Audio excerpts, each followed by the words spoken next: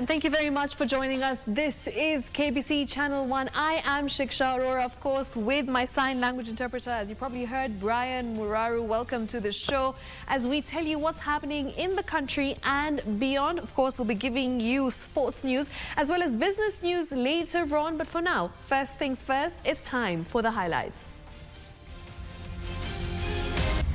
From Monday, this exercise will continue ministry by ministry on a daily basis for the next 6 months. Greening the country. President William Ruto leads the nation in a tree planting exercise in remembrance of the victims of the recent flood tragedies. Wrath of Mother Nature. Emotions ran high as victims of Maimayu Dam tragedy and Muranga landslide are laid to rest.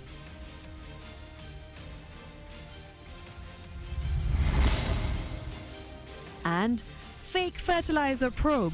Embattled Agriculture Cabinet Secretary Mithika Linturi pleads with the 11-member committee to save him maintaining his innocence.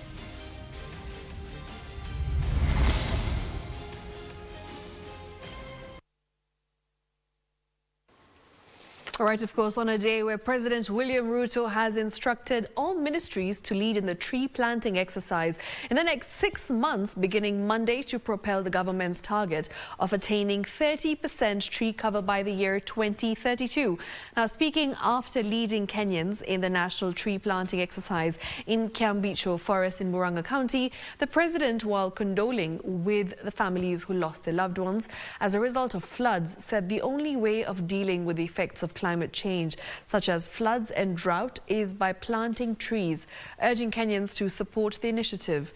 And now, as Timothy Kipnusu reports, the president has in the meantime said his government is in the process of evacuating people who have encroached on the riparian land. Take a look. We guard our environment. Kiambicho Forest, Marago constituency, Muranga County was a beehive of activities on Friday afternoon. Kenyans turned out in large numbers to join President William Ruto and his delegation in the national tree planting exercise. It is here that the head of state ordered all ministries to be on the forefront in the tree planting exercise. Today is a very important day. We are doing two things that are very important while we think and remember and commiserate with those who have been victims of floods. Today we also do what we must to prevent and to deal with climate change by making sure that we do something about our environment. The president said in the next 6 months, beginning from Monday next week, all ministries will be charged with the responsibility of leading Kenyans in tree planting. From Monday, this exercise will continue ministry by ministry on a daily basis for the next 6 months. Every ministry will be in charge of a day for planting trees so that we can get to a target in time and so that we can mobilize our communities, our societies to understand the importance of managing our environment. Tukizingatia maneno ya mazingira, hata iko pia na effect kwa uchumi wetu. Na ndio maana uliona wakati ulipeana fertilizer, Mungu akatubariki na mvua, tumepata nafuu hata kwa kiuchumi.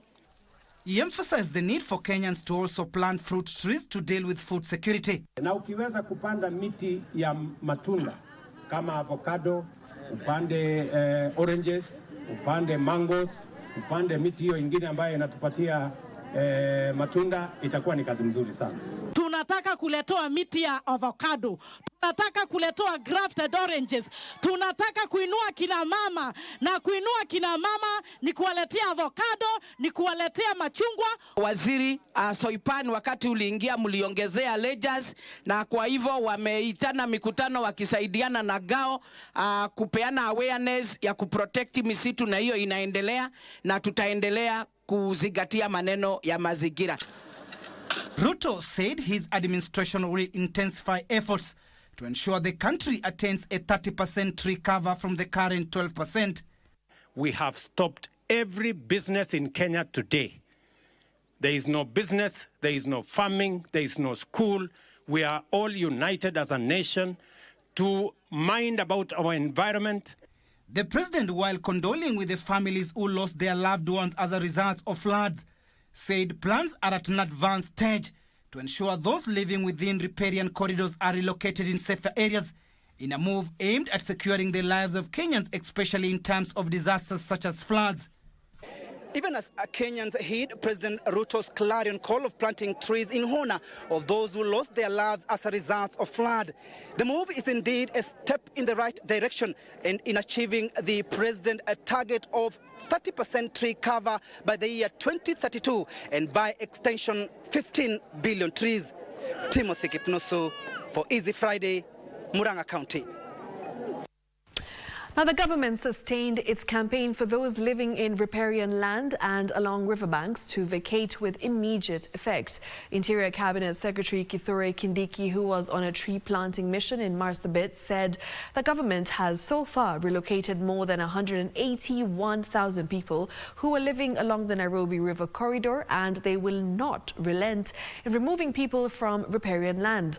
This comes as the Ministry for Immigration set up an emergency registry at Nyayo House to assist victims who lost their identification documents during the floods to apply for new documents. Take a look.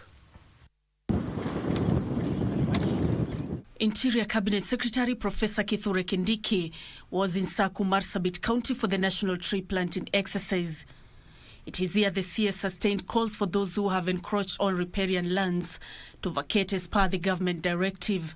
Lazima watoke katika sehemu zilizotengewa mito kulingana na sheria za nchi yetu ambayo inasema ya kwamba huwezi kujenga ama kufanya maendeleo yoyote ama kulima mita 30 kando ya mto. But many of us in this country have disregarded our planning laws. We have encroached on riparian reserves. Kindiki saying the 30-meter radius to river corridors remain in effect. Where people are built on the riverine, where people are built on the riparian corridor, they must move. Lazima watoke na si tafadhali. Kwa sababu ni kwa kwanza kabisa ni kwa usalama wao. While issuing the directive to evict those living in riparian lands, President William Ruto assured that the evacuations will be done humanely. The agencies were directed to enlist the support of the National Youth Service and the National Government Administrative Officers. Elsewhere, Defense Cabinet Secretary Eden Duale has underscored the need for deliberate and collaborative initiatives among stakeholders in conserving water catchment areas and restoring critical landscapes. We are under obligation morally as citizens to make sure that we restore, we conserve, we protect our forest and our wetlands. Immigration and Citizen Services Principal Secretary Ambassador Julius Bitok says those who lost documents, such as national identification cards and passports, have an opportunity to reapply and receive them expeditiously. We are ready to ensure that all people who have lost their documents in this flooding, whether it is ID, whether it is passport, whether it is a birth certificate, we have set up a center in your house where you can report for emergency the replacement of your documents. Meanwhile, Transport Cabinet Secretary Kipchumba Murkomen and Interior Principal Secretary Raymond Omolo took part in the tree planting exercise at Gembe Hills in Homa Bay County.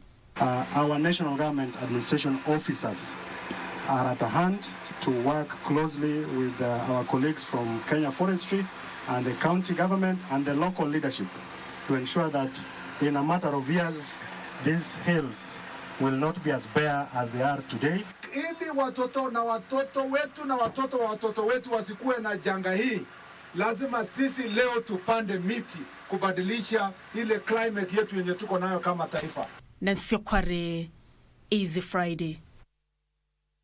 Now, several cabinet secretaries, senior government officials and officers of various government agencies took part in the tree planting exercise across the country Friday in continuing efforts to ensure the government's target to achieve a 30% tree cover by the year 2032. The tree planting exercise on degraded landscapes and ecosystems were also conducted in honor of the over 200 Kenyans who lost their lives as a result of floods in the country.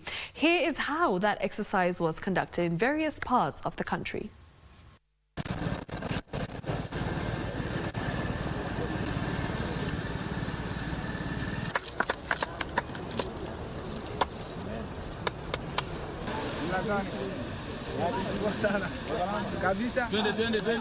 We must change and make sure tumepanda miti ya kutosha, ndio vizazi vijao watakuta nchi ambayo ni mzuri na dunia ambayo watoto wao watakaa bila hii mafuriko.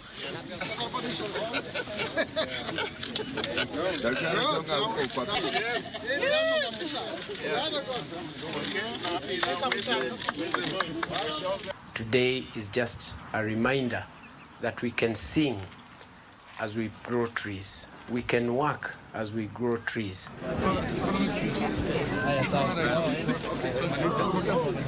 So lazima you have to grow your tree. You have to plant and visit your tree and make sure that it grows.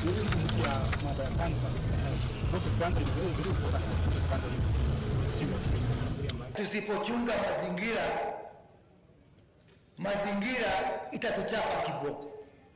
Na tayari mshaona ile kiboko tumechapwa na mazingira. Those are the men who use walking stick. Really? Yes. Okay.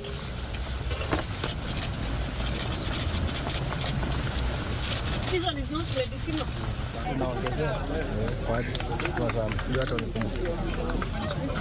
It's important that we continue to plant trees and to grow the trees because these are the long-term measures that we are talking about in terms of dealing with climate change. The flooding that we are seeing, the huge famine that we saw last year and the year before that.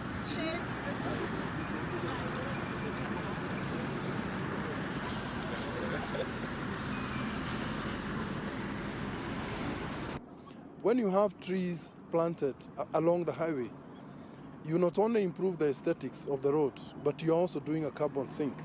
And it is quite visible.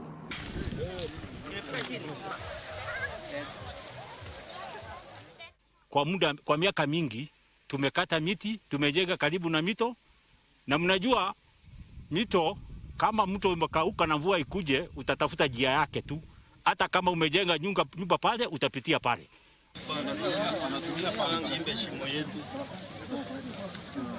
We want to domesticate that road to every county. Every county will have very policies like climate change. Iwe inafuatilia mambo ya climate change. Hii exercise ikimalizika leo, wageni wataenda, lakini sisi tuendelee kupanda miti.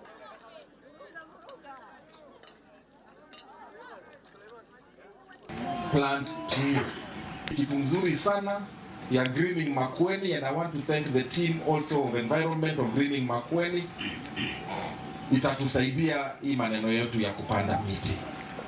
Kwa wizara yangu, State Department of Livestock, tuko na project inaitwa Twende, towards ending drought emergencies. Hii ya kumaliza kiangazi, na iko na mradi kubwa ya kupanda miti. 15 kilometers squared of the 37 kilometers squared Kibiri forest in Vihiga County has been fenced off as part of government's plans to conserve the ecosystem and boost ecotourism in the region. This was revealed by Forestry Principal Secretary Mugambi Gitonga, who was leading the tree planting exercise in Vihiga County, as Wycliffe Okechna reports. Vihiga County has been allocated a target of 23 million trees to be planted within 10 years. Principal Secretary in charge of Forestry Mugambi Gitonga says at least 860,000 seedlings have been planted so far, urging residents to aptly focus on the target. Unajua hapa Vihiga amuja experience ile maneno ya plants ama landslides. Na ni kwa sababu mumepanda miti sana kwa shamba. Na endeleeni namna hiyo. Ongezeni kwa wingi. According to Gitonga, more than 10 rivers in the region have tributaries that flow from Kibiri Forest, hence the need to ring-fence the 37 square kilometer forest to protect the ecosystem it supports and also promote ecotourism. Ni msitu iko na a lot of benefit. We have more than 10 rivers mito zaidi ya 10 ile inatoka kwa hii mto, na tuko na rare monkeys na rare animals, butterflies siko kwa hii msitu. Kwa hivyo hii msitu inaweza ikatuletea mambo mingi mzuri. Hiyo tourism inaweza ikatupatia faida sana, lakini hiyo itawezekana tukichunga hii msitu yetu. The PS at the same time revealed that the government was relooking into the plantation establishment for livelihoods improvement scheme in the bid to avert destruction of trees by resident farmers. Katika hiyo kulima kwa msitu, hapo ndio shinda yote ya misitu yetu ya Kenya inatokea. Kwa sababu ule mtu anatakiwa kae pale miaka 3, unakuta amekaa pale hata zaidi ya miaka 10, miaka 15. Kuna kitu inaitwa kustua. Mti inapandwa, instead ile mti inastuliwa, unaendelea kulima mahindi. Lakini ukiendelea namna hiyo, alafu tunaamuka hatuna miti, hatuna msitu, hatuna maji na tunapoteza vitu vingi sana. More than 10,000 seedlings were planted at the Kibiri Forest Block during the National Tree Planting Initiative for Easy Friday from Vihiga County. I am Wycliffe Okech. Now, emotions were high during separate burial ceremonies of 13 victims of the Maimayu Dam tragedy and 6 victims who perished in Muranga following a landslide. Family, friends and government officials who turned up to bid them farewell could not hold back their sorrow as they mourned the departed who lost their lives as a result of the ongoing heavy rains that have left a trail of death and destruction.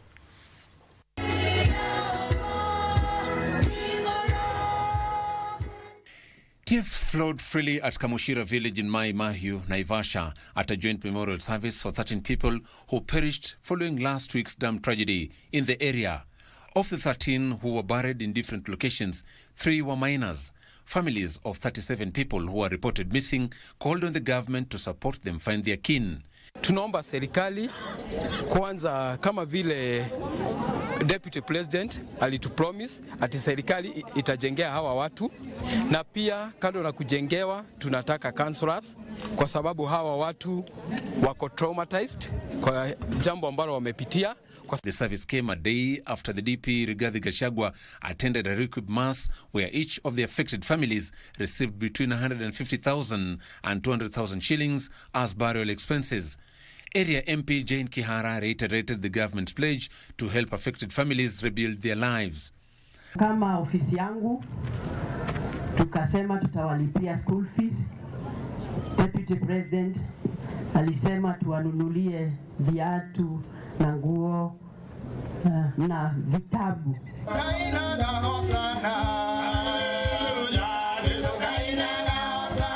And a separate memorial service was held Friday for victims of a landslide that claimed lives of 6 individuals in Madhioya area, Muranga County. Speaking at the event, Muranga Senator Joe Nyutu and Kiharu Member of Parliament Dini Nyoro implored residents to prioritize environmental protection through tree planting. Kwa hivyo hata tukiwa kwa maboma zetu, pahali ukipata nafasi, miti inasaidia kwa saa hizi na hapo baadaye. Na niwahakikishie kwamba serikali yetu iko gangari, imejitayarisha kuja ili kuleta suluhu kwa watu ambao waliathiriwa na janga hili, na tuko pamoja. Joseph Wahungu for Easy Friday.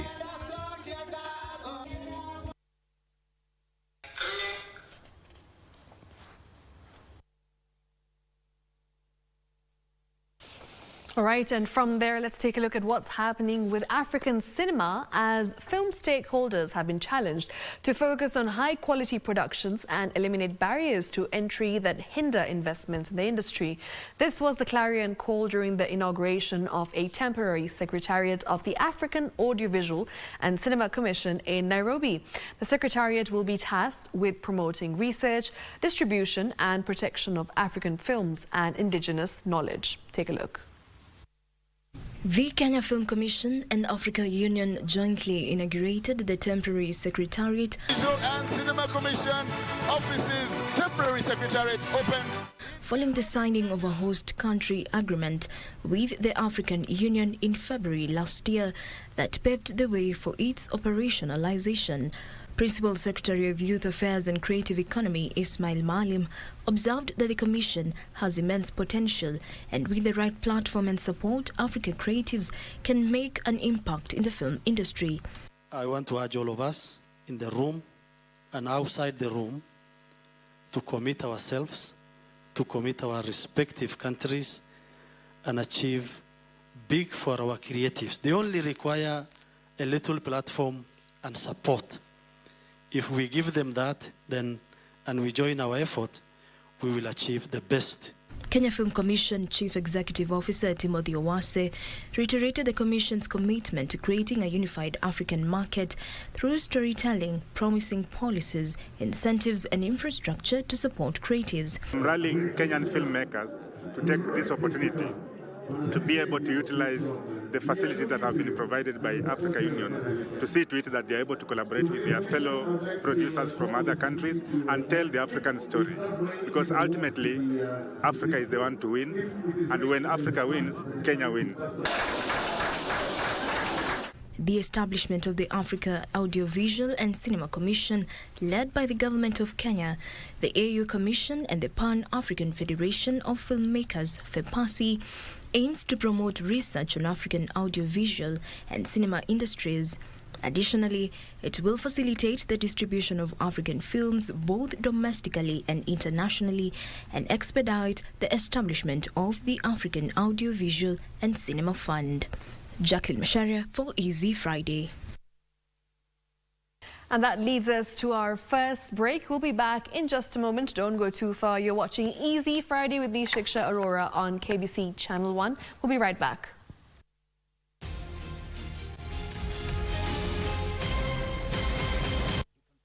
Affordable insurance products which are tailored to meet your needs. Microinsurance offers affordable insurance products in exchange of small regular premium payments. It covers low-value assets against various perils dependent on the scope of the cover. In the event of a loss, the claim is settled within 10 days. Insure all things that matter to you through microinsurance today. Read and understand the terms and conditions of your policy. This message is brought to you by the Insurance Regulatory Authority, IRA. Bima Bora kwa Taifa. Watch the Mozart Bet Cup as teams from both the top tier and low tier battle for the ultimate prize of representing the country in Africa's CAF Confederations Cup. Catch all the action live and exclusive on KBC Channel 1, beginning with a round of 16 matches, the quarter-final, semi-final and the final. Mozart Bet Cup, live and exclusive on KBC Channel 1, your true sports partner. Are you looking for competent college training founded on Christian background? Sensei Institute of Technology is the right place. Welcome to the home of great practical skills where learning is hands-on, the CBC way, and everyone has potential. I'm Silvano Magez Mugisha from Uganda. I'm a student in Sensei Institute of Technology. I've taken several courses in Sensei, which is plant operator, plant mechanics, automotive electronics, and solar installation and CCTV. The reason why I've done all those courses with Sensei, Sensei gives the best practical skills in all fields, and these skills always help us to provide our best to the society. I've had a very good experience with Sensei because the teaching staff of Sensei do not only act like teachers, but they even act like parents. So they have given me a good experience in school and outside school. All you need is your ID card to be admitted to either of our two campuses in Nairobi and Nakuru. Call us on 0717-951-055 or 0729-891-301. Sensei Institute of Technology. My skills, my future.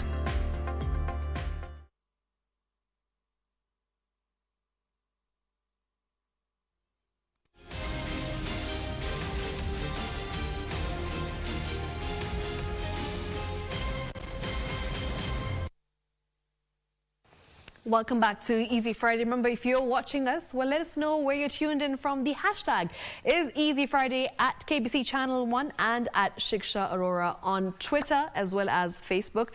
Let us know where you are keeping us company from. the country. Now moving on, President William Ruto has said civil society organizations have the power and chance to make meaningful contributions to the country's development.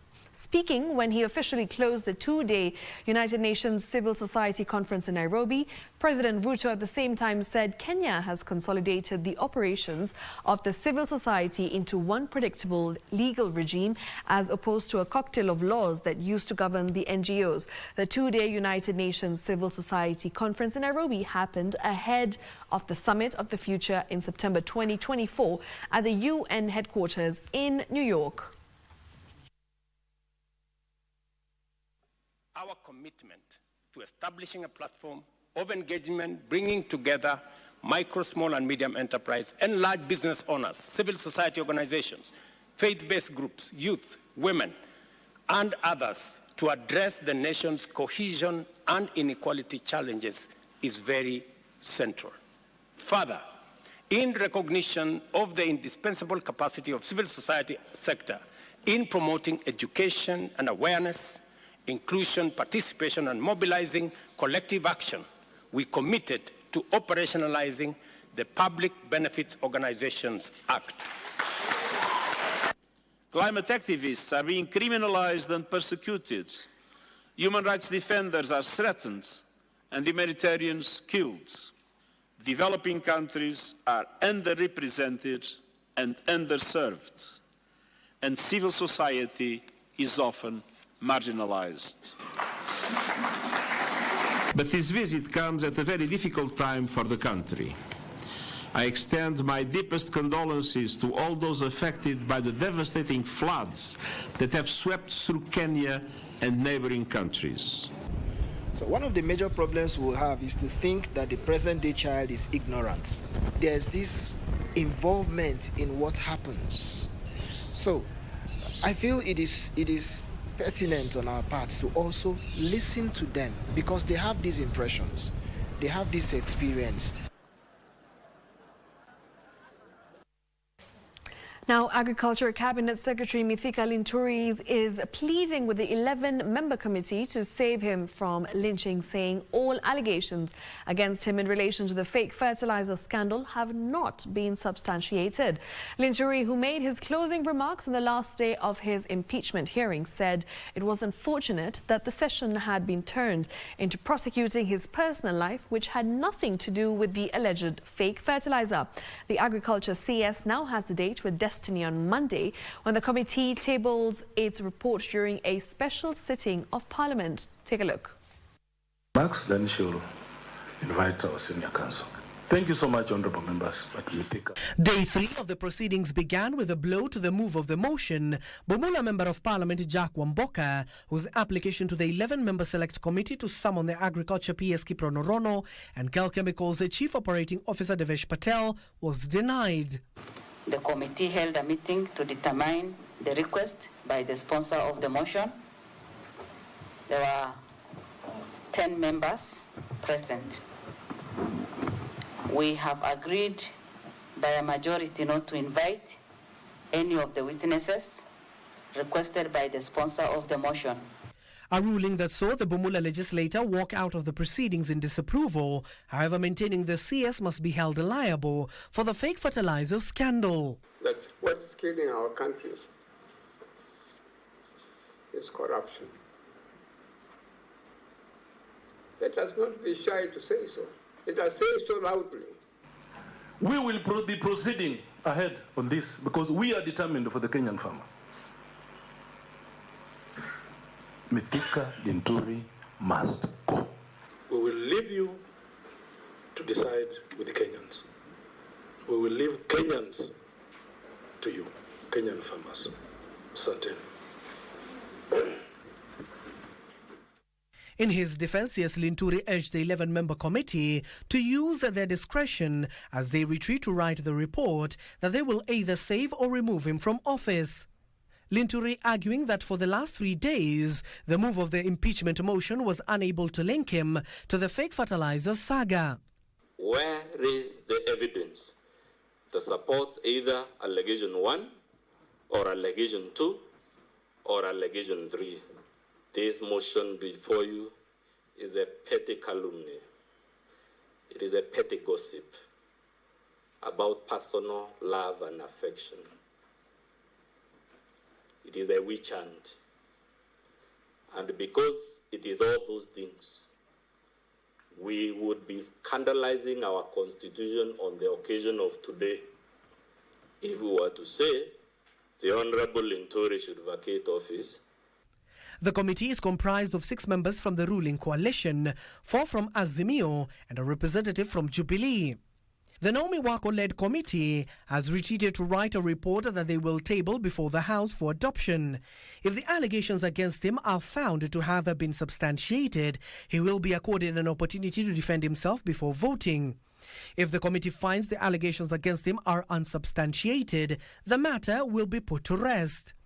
Pursuant to Article 152(10) of the Constitution, a resolution requiring the President to dismiss a Cabinet Secretary must be supported by a majority of the members of the National Assembly, which is 175 members. A resolution that achieves the required support must be promptly delivered to the President, and he is bound to dismiss the Cabinet Secretary. If impeached, Linturi can appeal in court. Linturi becomes the first Cabinet Secretary to face the impeachment acts. Honorable members, as you are aware, this is the first time a special motion for dismissal of Cabinet Secretary passed through various stages in the House and reached the investigation stage. The million-dollar question is, will the farmers who use the substandard fertilizer get justice? Abdiaziz Hashim for Easy Friday. Right, now a program to facilitate communication between learners and teachers regardless of their location during school calendar disruptions has been launched. The program, which utilizes coded laptops, has been hailed as timely as it will aid in minimizing disruption of the school calendar owing to various calamities. More details in the county briefs. The learning program by a private company was made public during the issuance of over 250 laptops to a school in Buruburu. It's here that it was revealed the program would ease learning and provide a platform for learners to be equipped with digital learning materials in the wake of the evolving digital world. Kenyan learners deserve an opportunity to learn computer science, and that is specifically coding and robotics. And our work involves supporting schools by giving them continuously well-trained coding tutors. We also give schools laptops where every learner gets a laptop to learn during coding lessons. Meanwhile, flood victims from Gorokocho in Nairobi County received food donations from well-wishers. They received foodstuffs and clothing amid calls for Kenyans to join hands and support the affected families. Siku ya leo ni siku ya muhimu sana kwangu. Kama vile mnajua, nchi yetu inaomboleza. Mahali hapa panaitwa Kologocho. Kuna watoto ambao wameadhiriwa sana na hii kisanga, na sio mara yangu ya kwanza, lakini leo nikasema mimi pamoja na foundation yangu nitakuja tukule pamoja na hawa watoto. Elsewhere, calls have exacerbated for effective flood management strategies and wildlife management in flood-prone regions. This follows the increase in water levels in Lake Victoria, forcing hippos into residential areas, which is posing significant risk to residents. Waliweza kutuma maafisa wetu kule, na kwa kweli waliweza kupata wakiwa kwa sehemu ambapo ni hatari na ni tisho kwa maisha ya binadamu. So tuliweza kuua huyo kiboko.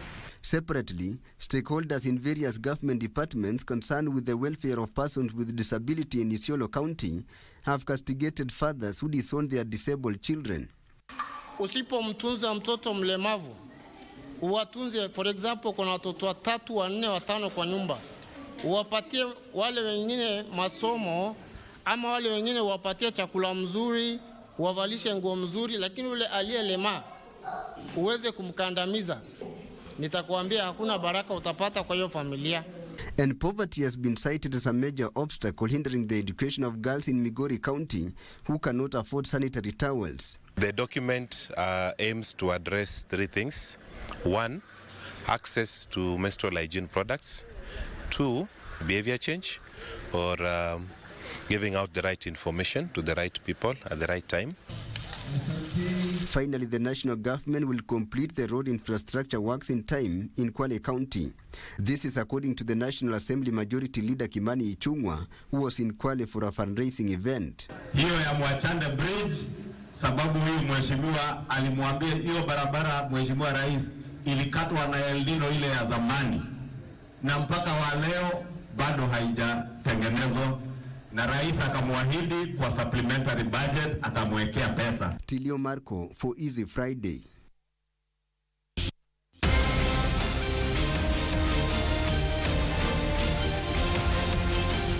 Ambani mbili yako ni gani kwenye entry point ya kuingia kwenye drum ya draw ambayo inakupa fursa ya kujishindia moja kati ya shamba hizi mbili. Mwisho wa April namtangaza mshindi wa shamba hili la 1.1 million Kenyan shillings na unapata title deed yako safi. Na mwisho wa Mei namtangaza mshindi wa shamba hili la 1.1 million Kenyan shillings, lori za mawe na mchanga.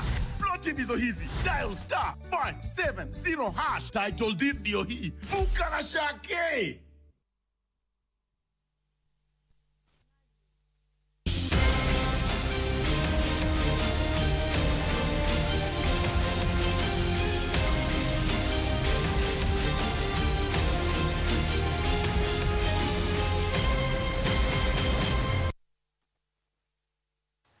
Welcome back to Easy Friday. Now, detectives in Athi River, Machakos County are investigating the murder of a popular Ohangla dancer, Sheila Odoyo, known by her stage name as Sheila Wegesha. Her lifeless body was found in a pool of blood in her matrimonial bedroom on Thursday. Her husband, who reportedly left their home at the wee hours of Wednesday night, is yet to be traced.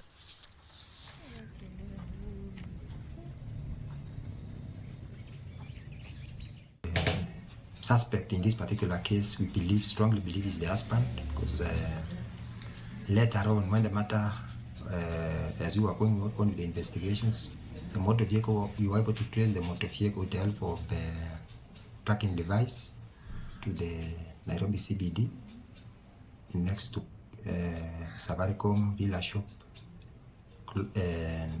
at the Kencom area.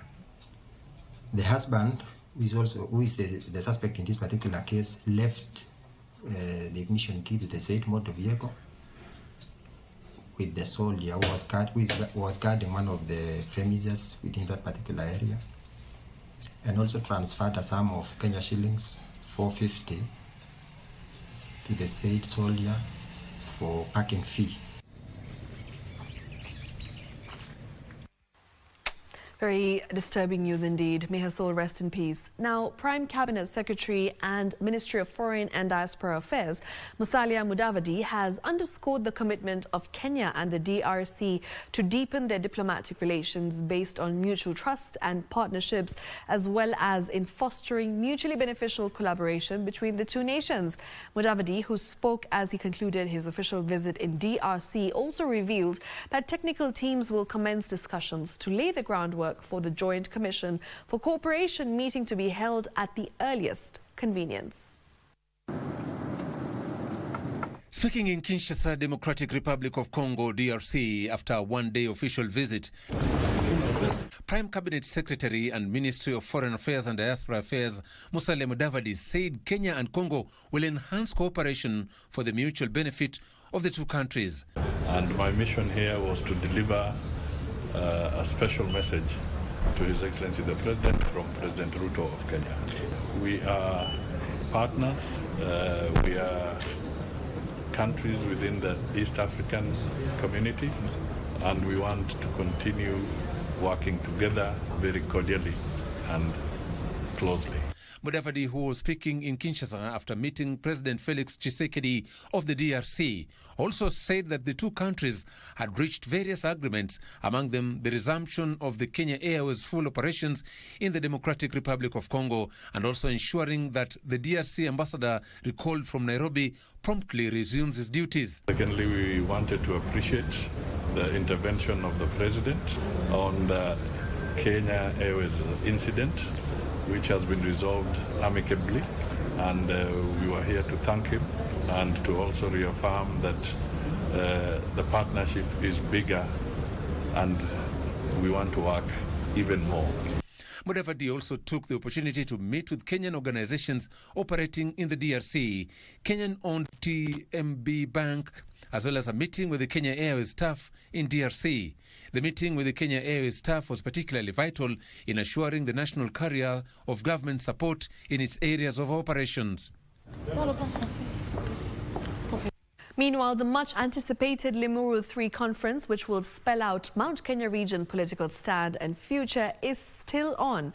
Mount Kenya Unity Forum principals, led by a section of political leaders allied to Azimio la Umoja coalition, said the meeting slated for 17th of this month is not meant to name the region's kingpin, but to give Mount Kenya residents the platform to choose their political path and destination.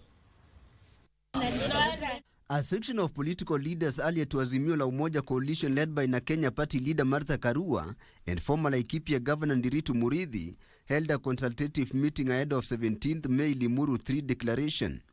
According to the leaders, the meeting will bring together aspirants, religious leaders, businessmen, professionals and opinion leaders from 10 counties.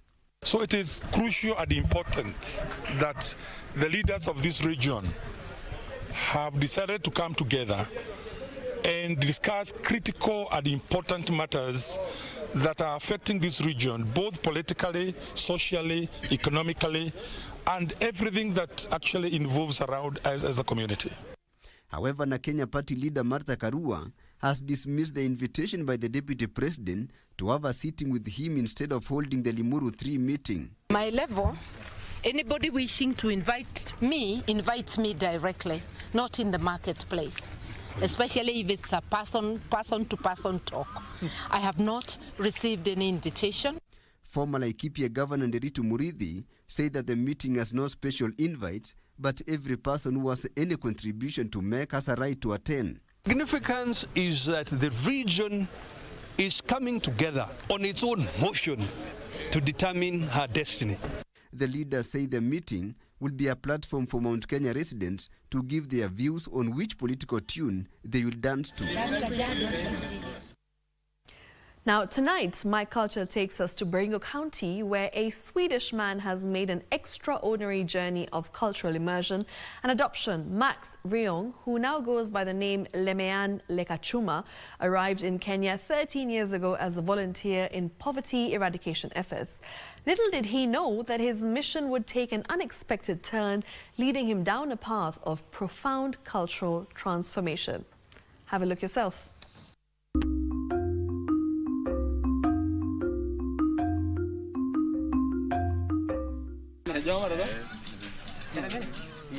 Lemean Lekachuma, once Max Ryong from Sweden, is now fully immersed in the Il Chamos culture.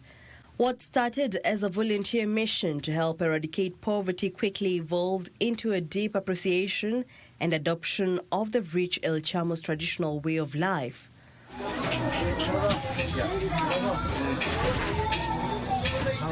In 2011, when I was still young, I was 21, and I stayed in Masailand.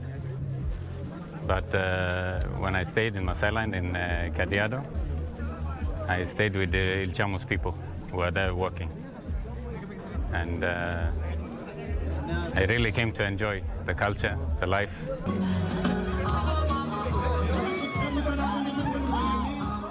Lemean is now a member of the Ilmengati age set.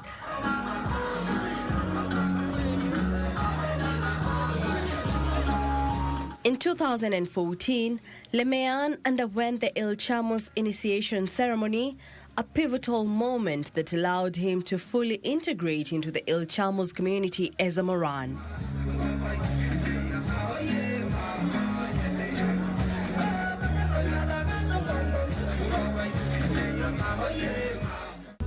To the same family, year by year, and then taking myself into the culture more and more. They gave me the name Lemayan, and then because of that family, I circumcised through them Lekachuma to be part of them. So now my names are Lemayan Lekachuma. Since then, he has actively participated in El Chamo's traditions, making every occasion on the El Chamo's calendar a must attend. I'm here now together with my age set. As we have a ceremony now for our leader, Launoni. So he's shaving his hair. Has to be now fully elders.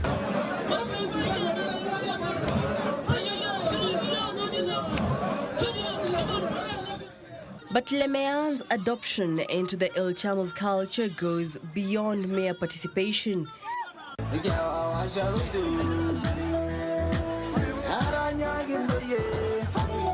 He has been embraced by members of the community as one of the exposed to.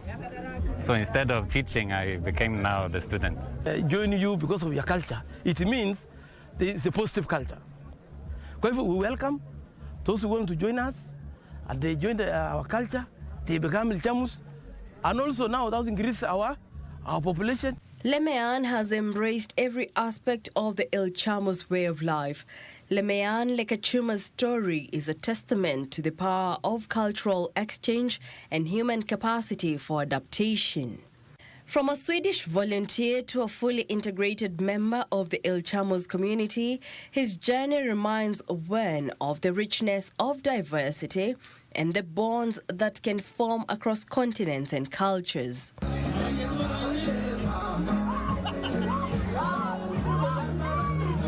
Jackie Wambiru, My Culture.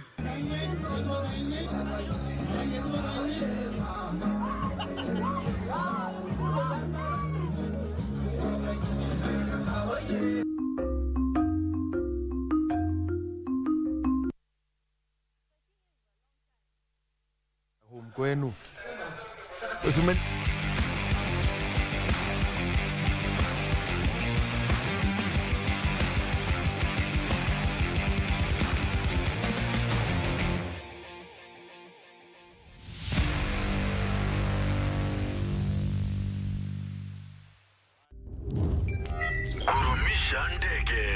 Aviator instant game.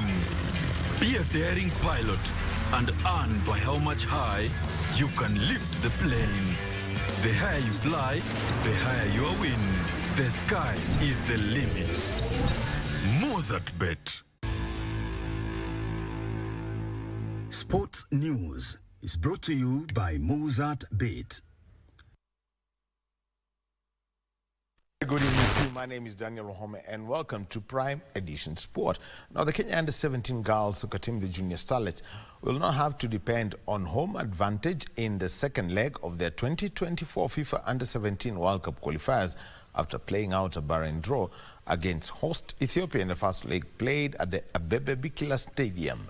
The Mildred Cheche Chargers were looking for a first leg advantage ahead of the return leg slated for the 19th of May at the Ulinzi Sports Complex, but the Kenyan side had to settle for a barren draw. The winner of the two-legged qualifier will book a slot in the fourth and final round for a place in the World Cup set to be hosted by the Dominican Republic. The winner of the tie will meet Burundi or Djibouti in the fourth round of qualifying.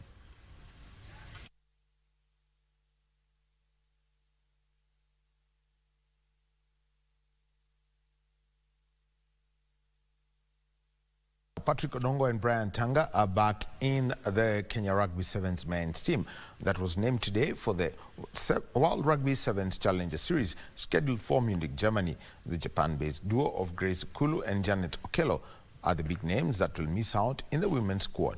The World Challenger Series will take place from the 18th to the 19th of this month, with the Kenyan team set to leave next week for their respective tournaments. Patrick Odongo returns to the Shujaa squad after missing out in Uruguay through injury, while Brian Tanga was taken ill during that time. Herman Humwa will be making his debut in the campaign after making the cut. Dennis Abukuse, Elvis Olukusi and Ben Salem will not feature in the Poland series. The men's team will be captained by Tony Omondi, assisted by Vincent Onyala. It's important because, as you all know, we've been relegated and we don't have as much games as our contenders at the Olympics. And having to play the Challenger Series, I think, gives us a better preparation in our quest for a podium finish at the Olympics. We're in good spirits. Yeah. We are well prepared kurudi back to where we belong. Shujaa are in Pool C alongside Chile, Japan and Portugal and will kick off their campaign on the 18th of this month against Japan. We feel we're good. Physically, Andrew has been working hard with the boys, getting them extra fit, and we've worked hard on our tactical and technical part of the game, and I'm confident heading to Munich that we'll get good results.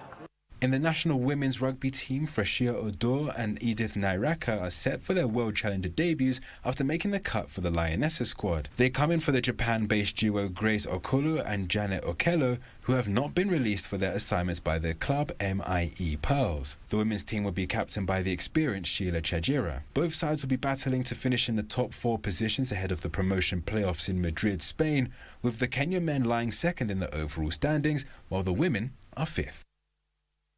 Moving on is that the Kariobangi Sharks will face Sofapaka at the Dandora Stadium in one of the 6 FKF Premier League matches on cards tomorrow across the country.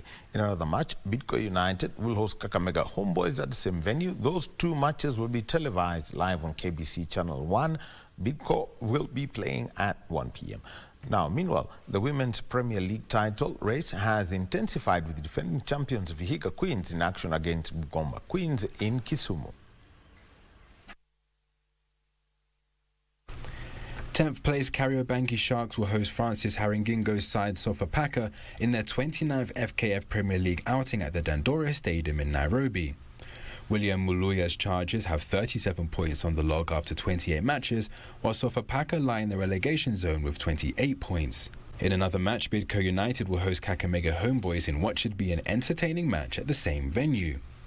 The 2 sides share 40 points on the log after 28 matches, and tomorrow's match will act as a determiner between the 2 sides. The 2 matches will be televised live on KBC Channel 1. In other matches, league leaders Gor Mahia will play Shabana at Mamboleo Stadium in Kisumu, Ulinzi Stars will host Muhoroni Youths at Ulinzi Complex, Bandari FC will battle Poster Rangers, while Nzoia Sugar square it out with the Bankers. Meanwhile, the FKF Women's Premier League enters its 20th round on Saturday, with Ulinzi Starlets playing host to Bunyoro Starlets at the Ulinzi Complex, while Wadadia will play Soccer Assassins at Mumia Sports Complex.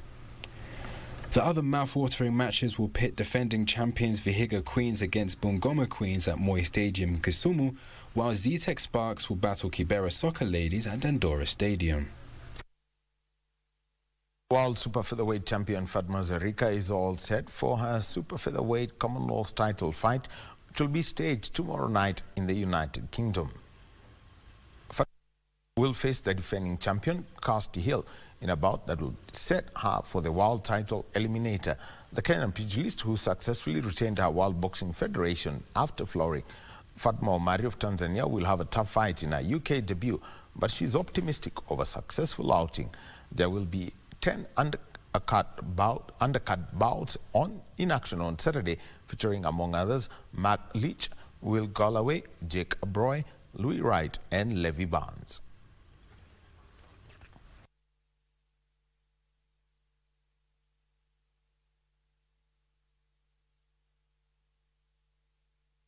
Athletics Kenya is optimistic of staging the national championship set for next weekend at the National Stadium, so that it can be used for Olympic Games qualification. AK President Jackson Tuwei revealed this after inspecting the Ngong Racecourse ahead of the ISF World Cross Country Championships that will be taking place on Sunday, adding that they want to give more opportunities to Kenyan athletes to qualify for the Olympic Games. Tuwei said that hosting the ISF World Cross Country Championships is a testament of the country's commitment to stage global athletics events.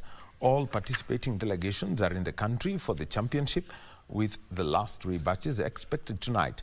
Athletes will compete in the under-12, under-15 and under-18 categories, after which they will participate in cultural activities to promote friendship through sports. The event, which will be broadcast live on KBC Channel 1, will bring together over 420 athletes from 22 countries.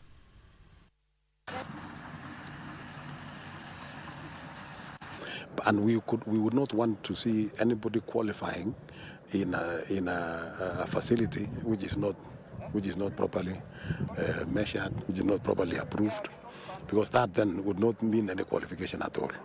So we are still considering, we are still discussing with the ministry.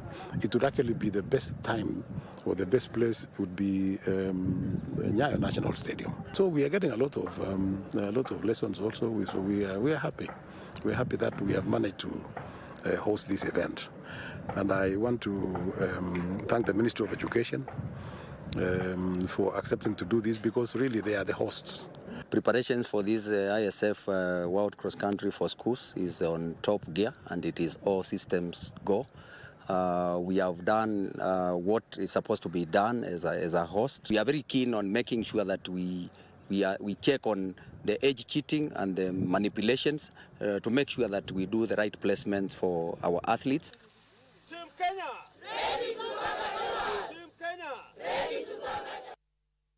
On to basketball, where the Kenya Ports Authority were off to a winning start in the Eli Dowalo Foundation basketball tournament, where they edged out host Ulinzi men's team 66-59 in the second edition of the games at the Ulinzi Sports Complex. The three-day tournament, organized by ICT and Digital Economy Cabinet Secretary Eli Dowalo, will feature 12 teams drawn from the men's and women's Kenya Basketball Federation leagues. KPA lost their first quarter 15-17 to host Ulinzi before bagging their second and third quarter 47-42 and 58-54 respectively. They were rejuvenated to take the fourth quarter as well, which assured them their 66-59 victory over Ulinzi. ICT and Digital Economy Cabinet Secretary Eliud Owalo reiterated his commitment in raising the standard of the game and nurturing upcoming talents. It's going to be an annual event. Each and every year we'll be sponsoring this tournament. We want to use it as a means of augmenting the efforts of Kenya Basketball Federation in promoting basketball in the country, and also exposing our Kenyan basketball players to foreign scouts so that they can play for professional leagues outside this country. There will be several matches on card tomorrow, where Zetech will face Strathmore University, USIU University men will play Ulinzi, Thunder City will lock horns with Equity, while USIU will play KPA men's team. As well, as Waziri has said, to give opportunities to those, both scholarship and jobs out there. So it's been a long time before we got an opportunity to do tournaments. We have some foreign players who have come to join this tournament. So once again, I want to thank Waziri for this. Basketball is on the rise. We promise Kenyans to see a lot more than this. The winners of the tournament will pocket 300,000 Kenyan shillings, while the second and third runners-up will bag 200,000 and 100,000 Kenyan shillings, respectively. King Orimwangi, 4 Easy Friday. Borders, the English Premier League matches continue this weekend with 8 matches on the cards. Now, defending champions Manchester City will have a chance to exert more pressure on Arsenal in the English Premier League title race when they travel to Craven Cottage to face Fulham on Saturday. Manchester City Forest will take a huge step towards safety if they beat in form Chelsea, who are battling Newcastle and Manchester United for a European spot. Tottenham Hotspur will host Burnley, West Ham United play Luton Town, Wolverhampton Wanderers meet Crystal Palace, while AFC Bournemouth battle Brentford. And that's the sport for tonight. Remember that tomorrow KBC Channel 1 is bringing two FKF Premier League matches, and on our sister station Y254 we have got the Rally Portugal 3 stages live for you, so we'll be catching up with that. And also remember, on Sunday bright and early at 9:45 a.m. the ASF the World Schools Cross Country Championships will be there as we see the youngsters of the world, 22 nations in total, all of them under 18, celebrating culture and sport. My name is Daniel Wahome. Over to you, Shiksha Arora, and on my blind side on the right, there's DJ Cole Jacks, who's trying to pull off some jacks.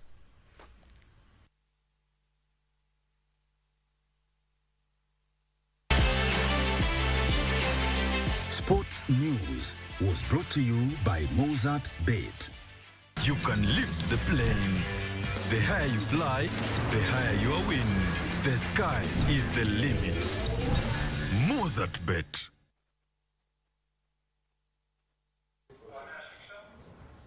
Thank you very much, Daniel Wahome, for that. In fact, absolutely, DJ Koljax is coming up next. We've got an exciting lineup of great music as always. Remember, Koljax hits the spot when it comes to great music, entertainment, and of course, just vibes on vibes. Koljax, what do we have lined up on the show today?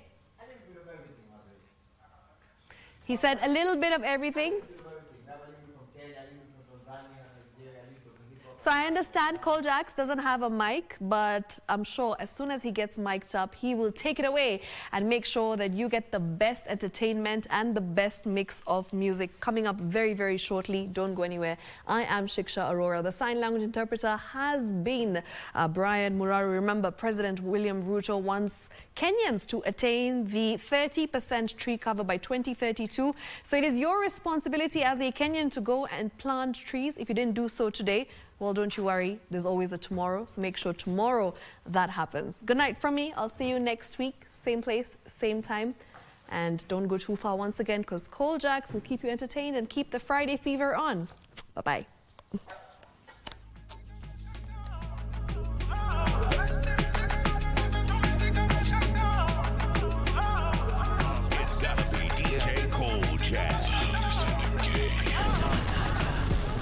Nipite boss kwani mimi nuku Sikose nguvu baby girl mi ukula njugu Bad to the bone lazima nikunywe supu Shake that thing hadi upige marufuku Kaende kaende kifo cha mende Unaninyonga kama maembe na tembe Game buku vitu zetu usiseme Wacha wabaki Koljax Peleka juu, peleka chini Usiogope kuu, darua mimi Ikishika sana, toa ulimi Zako zikipanda, cheza na nani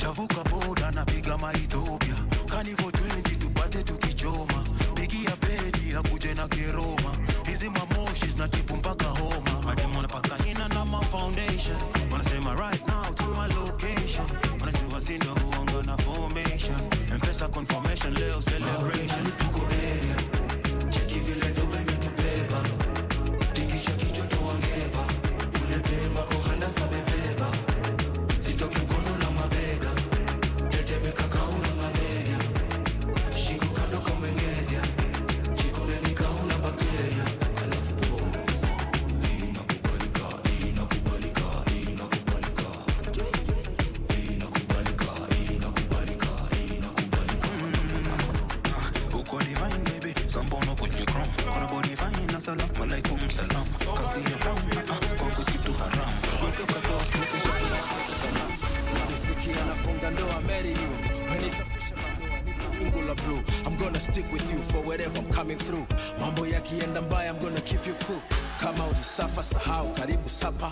Kwa bahati nzuri mapenzi yanaishi hapa. Sikio umenipata, sina matata. Jisifie wakapendeza, takwa kashi mkononi kwenye mahitaji. Takupenda moyoni nikupe nafasi. Takwa rambo rindoni vita maji maji. Sitokutenda kutenga, sitokujaji. Naomba sana, naomba dua. Nobody love me the way that nobody can love you better. Wanasema sana. Do me the thing that she do. Maujanja, nampa, mauninja kumfu. Anaruka, nainuka, nanguka pu. Nanepa, winja, warren tu. Honey, sugar, ginger, my boo. Sauti akiongea tu mashallah, mguu akitembea mwendo billions. Dala kama kajiongezea shape, bala. Kajipendelea mpaka kara. Sauti akiongea tu mashallah, mguu akitembea mwendo billions. Dala, akikusogelea bala. Sasa akikuchekea du. Sala sana, naomba dua. Nisije zingua. Nobody love me the way that nobody can love you better. Wanasema sana, wataongea, wazidi umbea. Nobody love me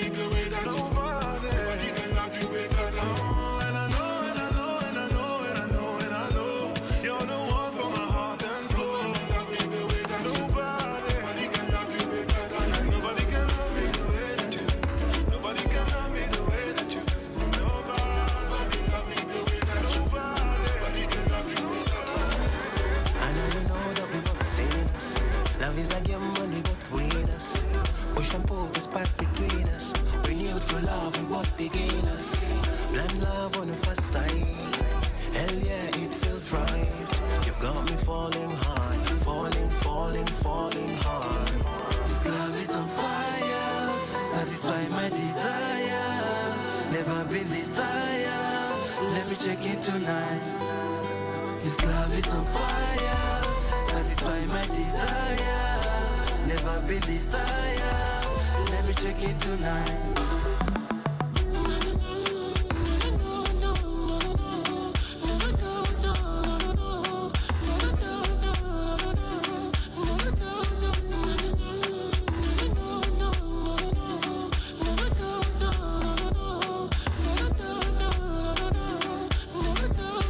Girl, I know that you want a bad boy like me, a bad boy like me. You're the sweetest thing with a taste of sin, with a taste of sin. Got me falling hard, falling, falling, falling hard.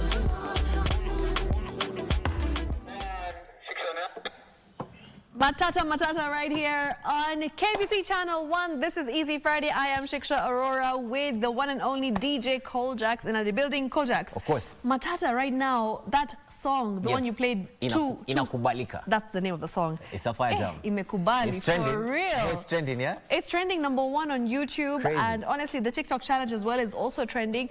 So like Matata has some fire tracks. The vibes are just... I think we just have to applaud the consistency and the hard work that they're putting into the music. It's and the music getting videos as well. They're definitely putting in the work. You can definitely see it. And you can hear the sound. Of course. It's like, it's got a bit of urban tone. It It's has got a bit of... a unique sound. A unique sound, Exactly, which I very true. absolutely Very, love. very, And very, the very production of, quality. Of course. You can tell that they are putting Very in true. hard work. But so. I'm very also impressed with the way the new urban tone artists are actually taking into consideration like views from people out here. Like Right. in as much as they're trying to sample music from other artists, they're also trying to come up with a new sound, and I think it's very commendable. Absolutely. Yes. And loving everything to do with urban tone. And of Yes. course, this new generation of Kenyan singers that are taking over Kenya a day at a time. Like, in fact, there's just a movement that they've launched. It's called the urban tone culture.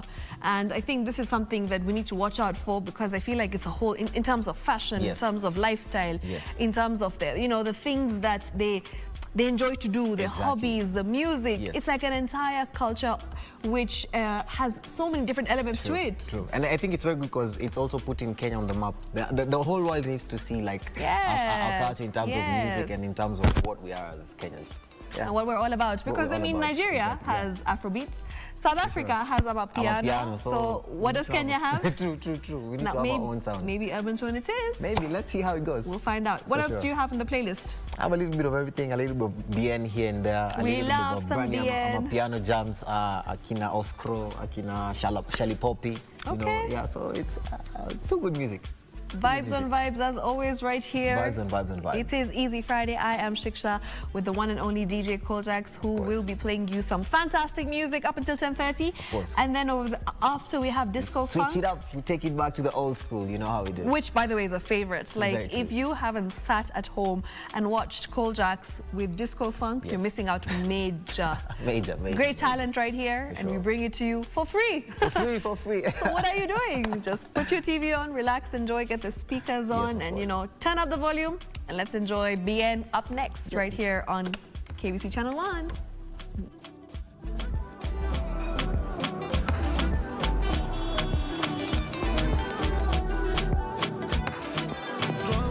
Drop out. Alusa, don't be a drop out. Do your bad grades. Rolling on the high grade. And I'm thinking it's a mistake. Calling me a disgrace. Wakani lockdown. With your wakani crop out. Teacher, don't teach me nonsense. Remember how you call me useless. Don't you know my gift is priceless? And my legacy been timeless. And I'm never working a 9 to 5. I wanna be a good boy for life. I know that you made a sacrifice. You know I'm willing to pay the price. Mama, I don't wanna be the student.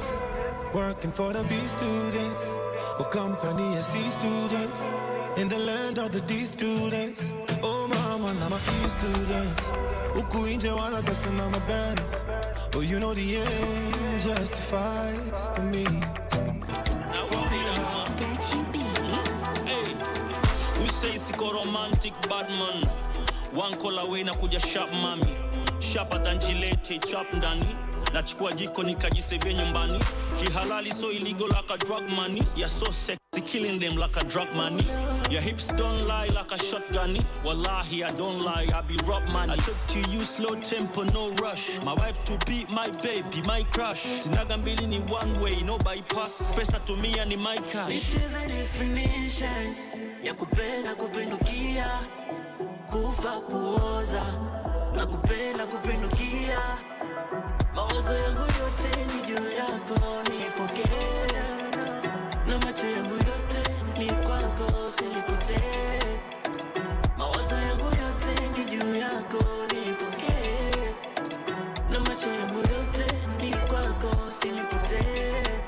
Mapenzi si kulima vanilla, wala kucheza na mpira. Mapenzi hayana formula, formula, formula. Mapenzi si kulima vanilla, wala kucheza na mpira. Mapenzi hayana formula, formula, formula. Basi yule ni kijana mdogo, sikatai ana tabu, lakini bado namvumilia, kwani yeye mume wa kwangu. Masikini mimi jameni, muone huruma mwanangu, asije mpoteza baba yake, usivunje ndoa yangu. Mbona wewe hivi umdanganye kwa gari, kwa nyumba na pesa, mwanamke wa tajiri? Kwa nini unataka mimi kunitesa na kuomba niachie mume wangu? Tafadhali mruhusu aje kwake nyumbani akae nasi. Yule ni kama kitenda mimba wako, yule mwanako. Usimdanganye, usimuumize yule mwanako. Yeah, lelele, yeah, lelelelele, yeah, lelele, yeah, lelelelele. We muache, naomba muache yule kijana mdogo. We muache, naomba muache, tena si warika ya. We muache, naomba muache yule kijana mdogo. We muache, naomba muache, tena si warika.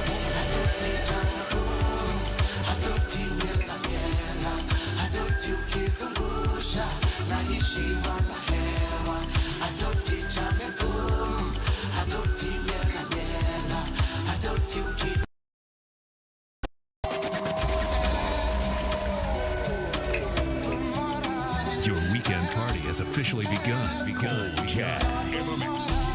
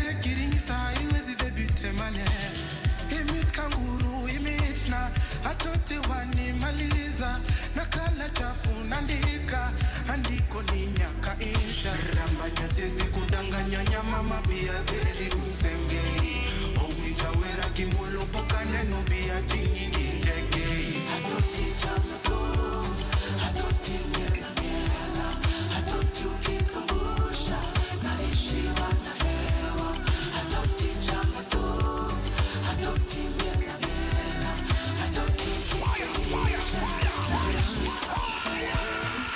bad man looking good in the air. Bad man drip to the car. Spot cars parked on the right spot. Bad man slick and you know. Bad man looking good in the air. Bad man drip to the car. Spot cars parked on the right spot. Bad man slick and you. Me got a girl on me bed right now. She says she no one leave. She tell me, Ruga, me I want to spend the rest of my life with you. Me say no shun, yes, oh Lord. Fly you to Maldives for a day, then we fly back quick. Then we take a quick jet, fly straight to Paris with the creme de la creme. Say she never seen a guy like me. She confess. Say nobody hit it right like me. She confess. Bend down, get on your knees, girl, never digress. Ooh, she really want to flex with me. She wanna break bread with me. Bad man looking good in the air. Bad man drip to the cup. Spot car, spot on the right spot. Bad man slick and you know. Bad man looking good in the air. Bad man drip to the cup. Spot car, spot on the right spot. Bad man slick and you know. Come here, wait till the water you. Green body make a rock, come here. I know you seen your me. I get the money pass your papa. Wait till you want what I know feel do for you. Why you want the booga one? Share you be kiss than any. You better drop your body and move sucker. Suffer with this body. Make we run, I'm on a low.